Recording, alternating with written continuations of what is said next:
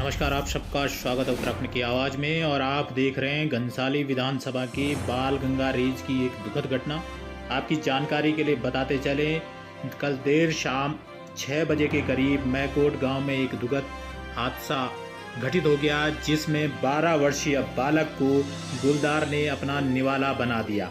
यह एक हृदय विदारक घटना है, मन को झकझोर देने वाली घटना है, जिसमें एक हंसता खेलता बालक जो है अपने परिवार की आंखों के सामने से ओझल हो गया।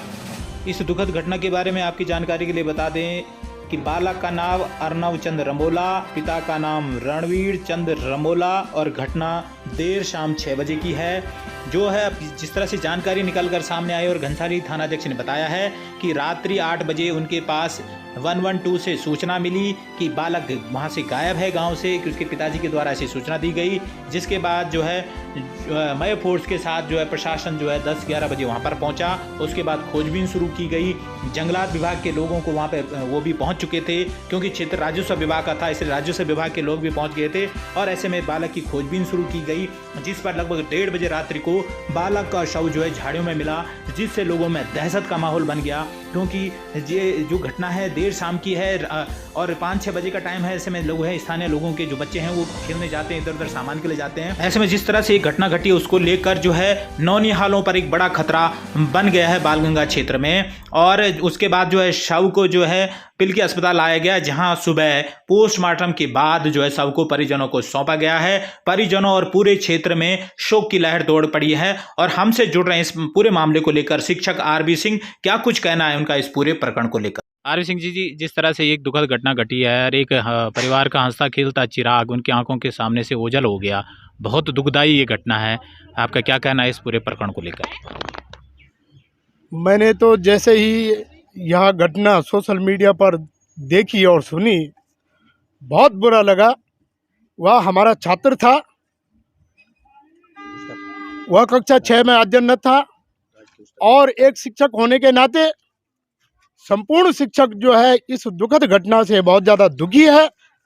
और मैं निश्चित तौर पर कहना चाहता हूं कि हमारे विद्यालय भी, कतिपय विद्यालय हमारे दूर दराज में है, ऐसे क्षेत्रों में है जहां पर आवागमन के जो है बीच बीच में इतनी जंगली रास्ता होता है कि ऐसी घटनाएं जो है कतिपय सुनने में आती हैं। तो जो है इस छात्र का जाना जो है हमारी ओर से बहुत ही दुखद घटना है। और जो है जिसकी मैं सरकार से प्रयास करता हूं कि ऐसी दुखद घटना जो है दोबारा ना हो। इसलिए जो है शासन प्रशासन को जो है अपनी सक्रिय भूमिका निभानी चाहिए कि आने वाले समय में जो है ऐसे छात्र छात्राएं जो है इस तरह से जानवरों का जो है निवाला न बने। घनसाली विधानसभा की बाल गंगा रेंज में एक दुखद घटना घटी है, एक हृदय विदारक घटना घटी है और 12 साल के बालक को जो है गुलदार ने अपना निवाला बनाया है। हम पिलकी अस्पताल पहुंचे थे, लेकिन यहाँ पर जो है बालक का जो है पोस्टमार्टम करके उसके परिजनों को सौंप दिया गया है। और हमसे जुड़ रहे हैं प्रधान संगठन के अध्यक्ष दिनेश बजन्याल जी। और दिनेश बजन्याल जी, हम जानना चाहेंगे, जिस तरह से ये हृदय विदारक घटना है और जिस तरह से एक हंसता खेलता जो बच्चा है अपने परिवारों के सामने से ओझल हो गया, एक हृदय को चीरने वाली और तार तार करने वाली ये घटना है, क्या कुछ कहना है आपका इस पूरे प्रकरण को लेकर। देखिए, आज पूरे क्षेत्र में और ग्राम पंचायत मैकोट में एक शोक की लहर है और मुझे भी बहुत दुख हो रहा है, बेहद मन दुखी है। दुखी शब्दों से मैं कहना चाह रहा हूँ कि जिस प्रकार से आपने कहा कि बालगंगा घाटी की एक बहुत ही दुखद घटना है और कोठाड़ा न्याय पंचायत की घटना है, ग्राम पंचायत मैकोट की हल्दी नामक जगह की, जिस पर एक 12 साल का बच्चा शाम को खेलने के लिए अपने गाँव के घर के थोड़ा दूर जाता है और शाम के लगभग 5 और 6 बजे के बीच गुलदार उसको निवाला बनाता है। और उसके बाद जब वो घर नहीं आता है तो परिजन उसकी खोजबीन करते हैं। और बड़े दुखी मन से कहना चाह रहा हूँ कि उसके बाद जब बच्चा घर नहीं आता है तो शासन प्रशासन को सूचित किया जाता है, लेकिन शासन प्रशासन बड़े विलम्ब से आता है। तो इसके हमें ये लगता है कि देखो शासन प्रशासन कितना जिम्मेदार है। और लगभग 1:30 और 2 बजे के बीच झाड़ियों में बालक अर्नव का छत और बिछत सब प्राप्त होता है। तो मैं उस बालक की आत्मा की शांति के लिए भगवान से प्रार्थना करता हूं और चाहता हूं कि उसके परिजनों को भगवान दुख सहन करने की शक्ति दे। बैजनाथ जी, इसमें एक सवाल जो जुड़ रहा है, जिस तरह से हमारे जो सीमांत क्षेत्रों में अधिकतर विद्यालय जो है, जो गांव से बहुत सारे ऐसे विद्यालय हैं जो गांव से दूर हैं, संपर्क मार्ग हैं, लोग बच्चों को पैदल जाना पड़ता है। ऐसे में जो बीच में झाड़ियाँ हैं और जो सर्दियों का मौसम होता है और लगातार हम देख रहे हैं कि जो जंगली जानवर हैं, रिहायशी इलाकों का जो है उनका आना जाना रहता है। ऐसे में जो है, जो हमारे विद्यालय के बच्चे हैं, नौनिहाल हैं, क्या उनका भविष्य ऐसे में खतरे में नहीं है? क्या उसको लेकर प्रशासन की भूमिका को आप किस तरह से देखते हैं? हाँ, हालाँकि इस पर सरकार काम कर रही है, लेकिन इससे पहले जब ये घटना हुई थी, मैकोट के ही सामने एक सोनारगाँव गाँव है, वहाँ पर ये घटना हुई थी। तो इस संबंध में मैंने उसी समय बालगंगा रेंज के अधिकारी को और तमाम जो जिम्मेदार अधिकारी उनको अवगत कराया था।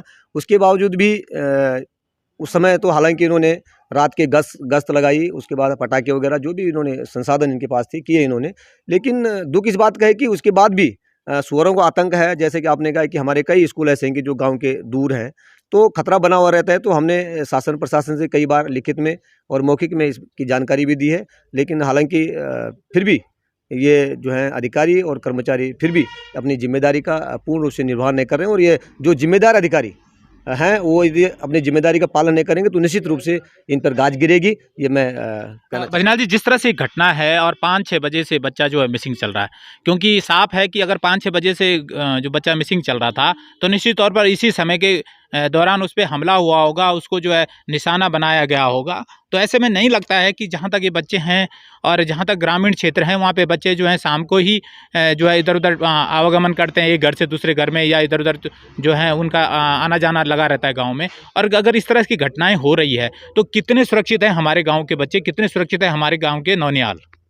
वास्तव में दिक्कत तो है ही। जिस प्रकार से गांव में लगातार गुलदार का हमला, चाहे हमारे टिहरी गढ़वाल में हो, चाहे मैं अन्य जगह देख रहा हूँ, पौड़ी में भी मैं लगातार घटना देख रहा हूँ। तो इससे हमें तो, हालांकि सरकार इसके लिए एक ठोस कदम उठा रही है और हमें भी जागरूक होने की आवश्यकता है। जितने भी हमारे जनप्रतिनिधि हैं, चाहे हम लोग हैं, ग्रामवासी हैं, हम सबको जागरूक होने की आवश्यकता है।